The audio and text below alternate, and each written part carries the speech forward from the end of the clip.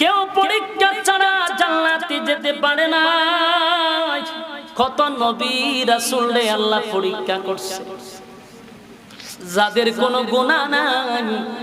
বলুন তো আহলে সুন্নাত ওয়াল জামাতের আকীদা হলো নবীরা হলো নিষ্পাপ, কথা হয় না? আমাদের আকীদা হলো সমস্ত নবীরা নিষ্পাপ, তাদের কোনো গুনাহ নাই, গুনাহ নাই। কিন্তু আল্লাহ নিষ্পাপ নবীদেরকে পরীক্ষা করছেন। আদম নবীর থেকে নিয়ে ঈসা রূহুল্লাহ পর্যন্ত বহু নবীরে আমার আল্লাহ পরীক্ষা করছে। আদম নবী 350 বছর কাঁদছে। কত বছর? 350 বছর কাঁদছে। যখন দুনিয়াতে তারে পাঠানো হলো, লজ্জায় শরমে 350 বছর উপরের দিকে তাকায় নাই, লজ্জায়। কারণ আমার আল্লাহ নিষেধ করছে এই গাছের ফল যেন না খাই। আমি তো খাইলাম, শয়তানের দোকান পড়ে। লজ্জায় শরমে আসমানের দিকে তাকাইলো না 350 বছর।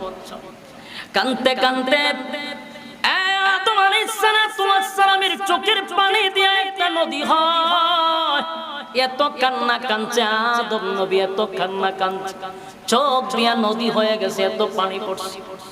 কিন্তু সেই আদম নবীকে আল্লাহ 350 বছর কান্নার পর আল্লাহ ঘোষণা দিছে, আদম রে, আমার নবীর নামের উসিলায় যখন মাফ চাইলে আল্লাহ ঘোষণা দিছে আমি তোমারে মাফ করে দিছি।